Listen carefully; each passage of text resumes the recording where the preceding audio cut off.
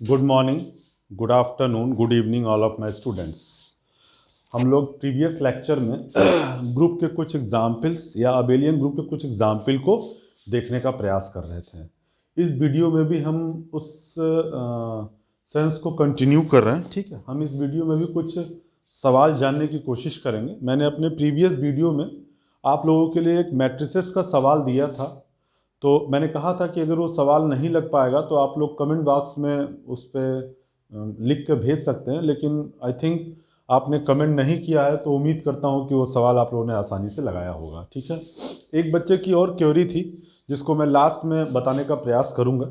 फिलहाल इस वीडियो में मैं कुछ और क्वेश्चंस के साथ आपको ग्रुप थ्योरी के लॉजिक को एक्सप्लेन करने का प्रयास कर रहा हूँ। ठीक है, ये सवाल लिखा हुआ है, क्योंकि समय का अभाव होता है इस नाते सवाल पहले ही लिख लिया जाता है। ठीक है, show that the set Q plus of all positive rational number forms an abelian group under the specific binary operation star. Star is the binary operation. इसका सेंस दिया हुआ है कि जब आप दो पॉजिटिव रैशनल नंबर को यहां पर फॉर एवरी जो है A, B बिलोंग करता है Q प्लस में। ठीक है, तो जब आप इन दोनों पॉजिटिव रैशनल नंबर को इस ऑपरेशन के द्वारा मिलाते हैं तो मिलाने के बाद जो आपका आउटपुट मिल रहा है वो मिल रहा है A इंटू बी बाई 3। ठीक है, इस तरीके से ये ऑपरेशन वर्क कर रहा है।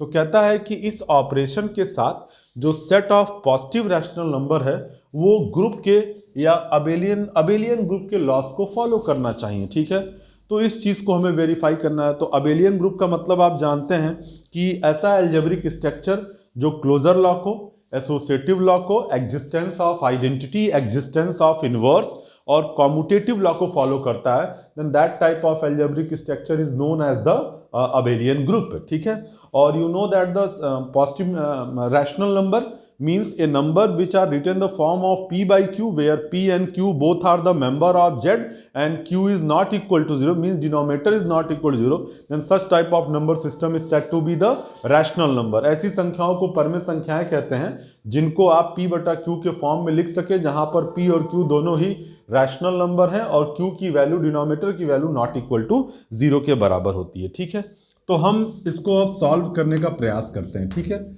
इसमें आप पहला लॉ आप देखते हैं, दिस इज क्लोजर लॉ। ठीक है, अगर आप क्लोजर लॉ की बात करिए तो क्लोजर लॉ का मतलब होता है कि इस Q प्लस का कोई भी दो मेंबर लीजिए, उसको इस स्टार के द्वारा कंपोज कराने पर जो रिजल्टेंट होना चाहिए वो पुनः इस Q प्लस के अंदर क्या करना चाहिए, बिलोंग करना चाहिए। ठीक है, तो आप जरा सोचिए कि हम यहां मान लेते हैं let for every A, B is belongs to Q plus. अब जरा बताइए कि किसी ने अगर 1/2 ले लिया और 1/3 ले लिया तो इसको मिलाने के बाद 1/6 ये भी आपका रैशनल नंबर होगा।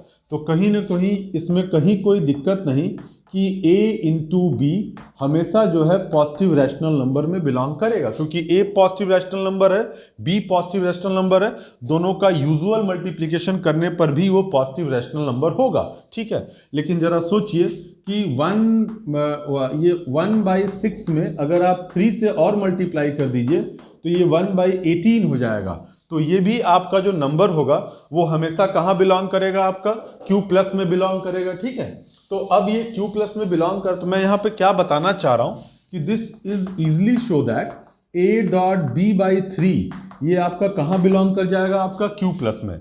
और अगर आप इसको समझें तो इसका मतलब है A B is the member of Q plus, which is a very easy to verify। आपने A, B Q प्लस का मेंबर माना, दोनों धनात्मक पॉजिटिव रैशनल नंबर हैं। ठीक है, इन दोनों का सिंपल मल्टीप्लिकेशन भी Q प्लस में होगा कि दो रैशनल नंबर का प्रोडक्ट जो है वो रैशनल नंबर होगा। इसमें आप बाई 3 कर दीजिए, वो भी रैशनल नंबर में बिलोंग करेगा, पॉजिटिव रैशनल नंबर में। और इसका जो सिस्टम डिफाइंड है, इस तरह के मेंबर्स को इस तरीके से कंपोज किया रहा है, यानी A B भी कहां बिलोंग करेगा, आपका Q प्लस में। यानी कि आप यहां लिखेंगे कि hence Q plus satisfy closure law under the binary operation किसके थ्रू हो जाएगा, आपका स्टार के। ठीक है, तो आपका जो आपका Q प्लस है वो स्टार बाइनरी ऑपरेशन के साथ क्लोजर लॉ को आसानी से क्या करता है, सेटिस्फाइड करता है। ठीक है, अब मैं एसोसिएटिव लॉ पे आता हूं, ठीक है। कुछ बच्चों की प्रॉब्लम थी कि सर थोड़ा सा छोटा इसमें लेटर्स आ रहे हैं, तो मैं यहाँ पर बोलने का भी प्रयास करता हूँ कि कम से कम आप बातों को सुन पाइए, ठीक है। बातों को आप सुनेंगे और आपके पास जो भी किताबें हैं उनके थ्रू आप इस सब्जेक्ट के लिए अपने अंदर फीलिंग्स क्रिएट कर सकते हैं, ठीक है। नाउ एसोसिएटिव लॉ में क्या होता है, A operation B operation C is equal to A operation B operation C. तो देखिए आप यहाँ क्या बोल रहे हैं, let for every A comma B comma C belong करता है क्यू प्लस में, ठीक है। आपने यहाँ क्लेम किया then this is A star B star C is equal to A star this is B star C holds. मतलब आपने ये क्लेम कर दिया कि ये जो आपका एसोसिएटिव लॉ है वो होल्ड करता है, ठीक है। अब इसको आपने क्लेम किया कि ऐसा होगा, लेकिन अब इसको आपको वेरीफाई करना होगा। तो आप इसका पहले लेफ्ट हैंड साइड लेके चलिए। इस तरह के सिचुएशन में आप पहले ही क्लेम कर दीजिएगा, जब भी आपके पास प्लस डॉट मल्टीप्लिकेशन या सब्ट्रैक्शन जैसा ऑपरेशन ना हो जो आप यूजली यूज करते हैं, अगर उसके सिवा कोई और स्पेसिफाइड ऑपरेशन हो तो उसके लिए आप पहले ही क्लेम कर दीजिएगा कि जो आपका एसोसिएटिव लॉ है वो होल्ड करता है, ठीक है। And then after you can verify that कि लेफ्ट हैंड साइड जो है राइट हैंड साइड के क्या होना चाहिए, बराबर। अगर ऐसा होगा तो आप यहाँ पे आसानी के साथ बोल सकते हैं कि क्यू प्लस जो है स्टार बाइनरी ऑपरेशन के साथ एसोसिएटिव लॉ को क्या करता है, सेटिस्फाइड करता है, ठीक है। Now this is A star B star C ले लिया हमने, ठीक है। अब आपका ये लॉ कहता है यहां पर इस सवाल के लिए कि जब आप दो पॉजिटिव रैशनल नंबर को मिलाते हैं तो आपकी वैल्यू मिलती है a डॉट बी बाई 3। तो आप यहां पर भी वही लॉजिक करने का प्रयास करेंगे, this is a dot B by 3 और स्टार हो जाएगा c। अब यहां पे ये समझने लायक चीज है कि जो a डॉट बी बाई 3 है वो किसका मेंबर है, आपका Q प्लस का, ठीक है। अब देखिए Q प्लस का दो मेंबर अगर कंपोज होता है तो ये देता है, तो पहला मेंबर यहां पे क्या लिखा हुआ है, AB बाई 3 और दूसरा मेंबर अगेन C स्टार लिखा हुआ है। तो आप दोबारा उसी लॉजिक से आप जो है इसको कंपोज कराएंगे। जब आप इसे कंपोज कराएंगे तो वैल्यू मिलेगी ABC बाई 9 इस लॉ से, ठीक है। तो ये तो आपका जो है लेफ्ट हैंड साइड आया, ठीक है। जब आप इसका राइट हैंड साइड निकालेंगे तो राइट हैंड साइड देखिए तो ये लिखा हुआ है A star B star C, ठीक है। इसको भी आप कंपोज कराइए। तो पहला एलिमेंट A है, स्टार लिख दिया, इसको कंपोज कराइए BC बाई 3 आपके गिवन डिफिनीशन के अनुसार। B पॉजिटिव है, C पॉजिटिव रैशनल नंबर है, बाई 3 भी पॉजिटिव रैशनल नंबर हो जाएगा पूरा का पूरा। फिर से कंपोज कराओगे तो ABC बाई 3 जा 9 हो जाएगा, ठीक है। तो अगर आप यहां पर ऑब्जर्व करें तो चाहे आप इसकी वैल्यू निकालिए और चाहे आप लेफ्ट हैंड की वैल्यू निकालिए, चाहे राइट हैंड साइड की वैल्यू निकालिए, दोनों वैल्यू आपकी सेम आ रही है। यानी कि जो आपने क्लेम किया है इस तरह का लॉ जिसको एसोसिएटिव लॉ कहते हैं, डेफिनेटली यहां पे सेटिस्फाइड हो रहा है। तो आप यहां लिखेंगे कि hence Q plus satisfy associative law under the binary operation star, ठीक है। तो यहां पर ये एसोसिएटिव लॉ भी आसानी से सेटिस्फाइड कर जाएगा, ठीक है। आई थिंक आप लोगों ने ये लिख लिया होगा, मैं इसको रफ कर रहा हूं क्योंकि मैं थोड़ा बड़ा लिखने की कोशिश कर रहा हूं। The third one is existence of identity, ठीक है। This is existence of identity, ठीक है। Existence of identity, you know that the meaning of the identity, जैसा कि मैंने अपने प्रीवियस लेक्चर में बताया था कि आइडेंटिटी उसी सेट का एक ऐसा एलिमेंट होता है जो उस सेट के किसी भी एलिमेंट के साथ राइट और लेफ्ट से कंपोज कराने पर उसमें किसी भी प्रकार का परिवर्तन नहीं करता है, ठीक है। तो चूंकि जनरली सपोज दैट आपने सेट ऑफ इंटीजर ले लिया है और उसमें आपने ऑपरेशन प्लस ले लिया, कोई आपसे पूछे कि भैया इसकी आइडेंटिटी क्या होगी, तो वो तुरंत विजिबल है, जीरो एक ऐसा एलिमेंट है जो उस सेट ऑफ इंटीजर में किसी भी एलिमेंट के साथ ऐड करने पर उसमें कोई परिवर्तन नहीं करेगा, ठीक है। लेकिन ये यहां पर आपका स्पेसिफाइड बाइनरी ऑपरेशन जो है वो स्टार है। Star is not a usual sense, it is A defined binary operation. इसलिए यहां पे आइडेंटिटी निकालने के लिए आपको यहां पे क्लेम करना होगा कि what is for what value of E E कि जहां पर उस Q प्लस के किसी भी मेंबर के साथ उस ई को कंपोज कराने पर कोई परिवर्तन ना हो और जो ई मिले वह Q प्लस का क्या होना चाहिए, मेंबर। तो देखिए आप कैसे इसको करेंगे, इस तरह के सवालों में कैसे करेंगे।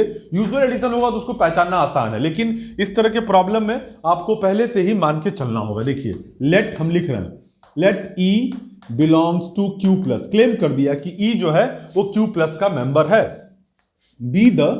be the identity in Q plus under binary operation star।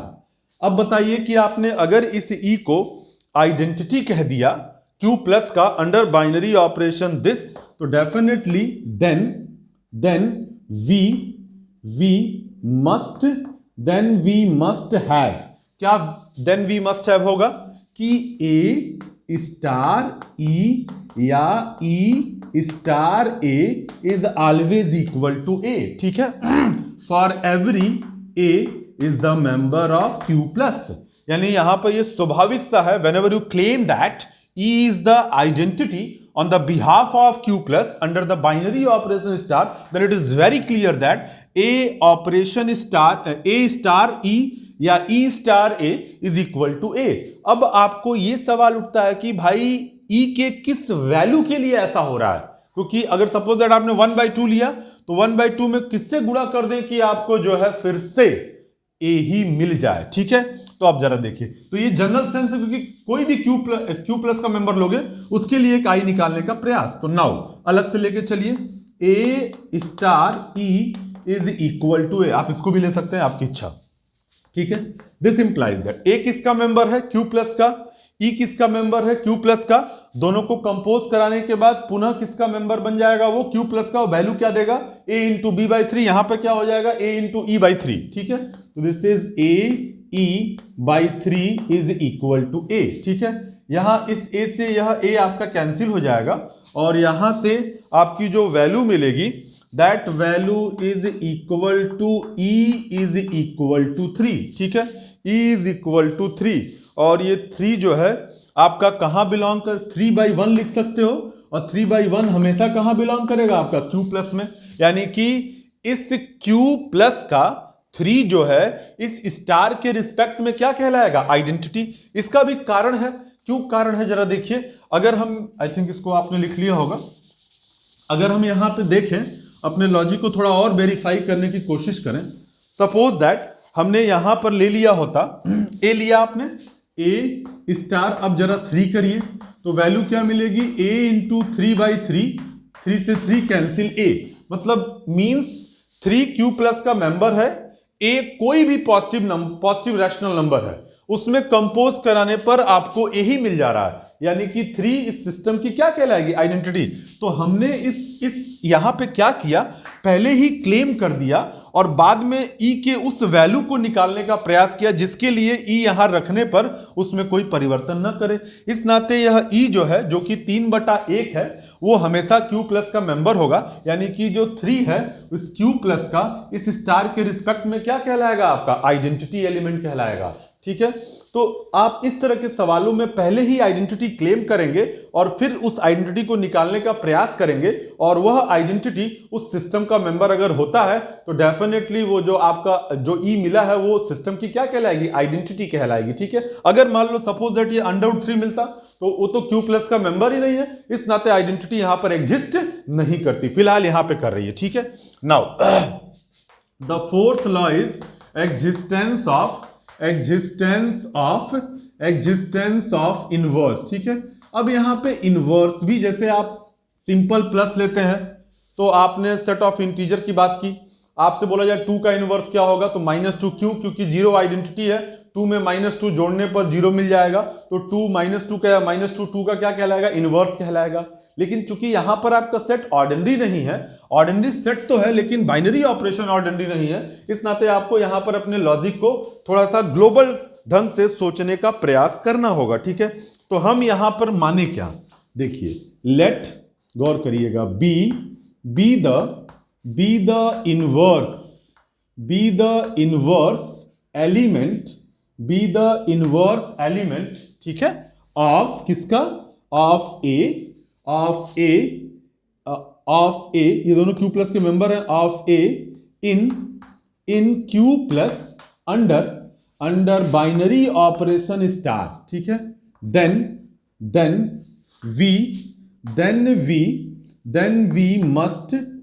We must have, क्या मस्ट हैव, ठीक है। ये लिखने का तरीका होगा एग्जाम के दृष्टिकोण से, इस नाते मैं लैंग्वेज को लिख रहा हूं ताकि आप अडॉप्ट कर सकें और भी इस तरह के सवालों के लिए। ठीक है, हमने बोल दिया कि ए का इनवर्स बी है। अगर ए का इनवर्स बी है तो प्रीवियस वीडियो में आपने देखा होगा इनवर्स का लॉजिक कि इन दोनों को कंपोज कराने पर आपको सिस्टम की आइडेंटिटी प्राप्त होनी चाहिए, ठीक है। तो आपने क्लेम किया है, इस नाते भाई क्लेम के अनुसार आइडेंटिटी तो मिलनी ही चाहिए। मींस क्या हुआ, ए स्टार बी या B star A is equal to E का मतलब यहां पे क्या है आपका 3 से है, ठीक है। अब सवाल ये उठता है कि for what value of B A से कंपोज कराने पर आइडेंटिटी प्रोवाइड करेगा, उस कंडीशन में ही इस बी को इस ए का इनवर्स कहेंगे। और that value of B must be belongs to किसके अंदर, क्यू प्लस के अंदर, ठीक है। तो हम यहां निकालें, now this is A star B is equal to 3 ले लिया हमने। फिर हम अपने लॉजिक को कंपोज करें, A B by 3 is equal to 3, और यहां से हम b की वैल्यू निकालें, b इज इक्वल टू यहां पर हो जाएगा आपका दिस इज 9 बाई ए। अब जरा बताओ, आपका 9 जो है वो पॉजिटिव रैशनल नंबर होगा और a भी आपका positive rational, suppose that a is equal to 1/2, 2 ऊपर मूव कर जाएगा, 18 हो जाएगा, और 18/1 इज आल्सो पॉजिटिव रैशनल, यानी कि ये तो तय है कि ये कहां बिलोंग करता है आपका Q प्लस में। अब ये Q प्लस का मेंबर है, बस आप ये यहां पे वेरीफाई कर लीजिए कि B के साथ कंपोज कराने पर पुनः 3 प्राप्त हो जाए। उस कंडीशन में 9/A इस A का क्या कहलाएगा, इनवर्स कहलाएगा, ठीक है। तो आई थिंक आपने ये लिख लिया होगा।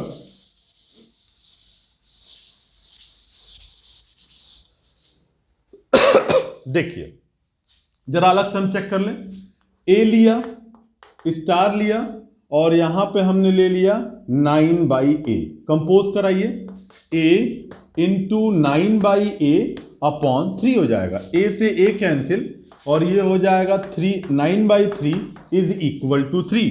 सपोज दैट आपने 1/2 लिया होता, ठीक है, स्टार करते हैं आप 9 और ये 1/2 कर दिया होता, यही ना करते हैं आप, ठीक है।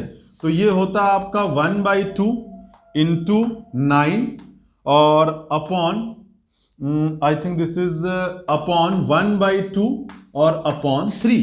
तो यह 2 ऊपर जाता, 2 से 2 कैंसिल होता और वैल्यू आपकी 3 मिल जाती, यानी कि इस 1/2 का इनवर्स कितना होगा, 18 होगा। और अगर 1/2 पॉजिटिव रैशनल नंबर का मेंबर है तो 18/1 भी कौन सा रैशनल नंबर हो जाएगा, पॉजिटिव रैशनल नंबर। यानी कि ऑर्डिनरी सेट की तरह नहीं है, इन जनरल अगर Q लेते, ऑपरेशन प्लस लेते, तो 1/2 का इनवर्स क्या हो जाता, 2 हो जाता, क्योंकि 1/2 इंटू 2 करने पर आपको Q प्लस की identity on the behalf of multiplication क्या होती, 1 होती। तो वहां पे अलग चीज है, लेकिन यहां पर ऑपरेशन आपका दूसरे टाइप का है, इस नाते आपको यहां पे क्लियरिफाई करना पड़ेगा। तो ये कोई आर्बिटरली एलिमेंट ए लिया, इस आर्बिटरली एलिमेंट का आपने बी इनवर्स निकाला और बी की वैल्यू प्राप्त की 9/A, जो कि Q प्लस का मेंबर है। इस नाते आप कहेंगे कि इसके हर एक एलिमेंट के पास क्या एग्जिस्ट करता है, इनवर्स एग्जिस्ट करता है। तो आप यहां कंक्लूड क्या करेंगे, hence 9/A is the inverse of an element A in Q plus under the binary operation क्या हो जाएगा आपका, स्टार हो जाएगा, ठीक है। तो अब सिर्फ एक लॉ रह जाता है, वो एक लॉ क्या है आपका, कॉम्यूटेटिव लॉ, ठीक है। तो हम अगर कॉम्यूटेटिव लॉ के बारे में सोचें तो number 5 is the commutative law. Commutative law जरा गौर करिएगा, ठीक है। हम कॉम्यूटेटिव लॉ में भी पहले क्लेम कर दें, लेट आप मान लीजिए for every A, B is belongs to Q plus, ठीक है। then A star B is equal to B star A holds because क्यों ये holds है, because आप इसका लेफ्ट हैंड साइड निकालिए। जब आप निकालेंगे तो A star B by 3, sorry not 3, A star B, ठीक है। This is equal to logic A B by 3 by definition, ठीक है, ऊपर दिया हुआ। Again we can take right hand side, means this is B star A is equal to B A by 3। अगर आपसे कोई पूछे कि 1/2 क्या है, रैशनल नंबर है, 1/3 क्या है, रैशनल नंबर है, तो चाहे आप 1/2 इंटू 1/3 करिए और या फिर 1/3 इंटू 1/2 करिए, दोनों की वैल्यू 1/6 आएगी। तो मैं यहां बताना क्या चाह रहा हूं कि अगर a comma B simply Q plus का मेंबर है तो इसमें कहीं कोई दिक्कत नहीं कि A B is equal to B A हो जाएगा, यानी आप इसको क्या लिख सकते हैं, ए बी बाई 3।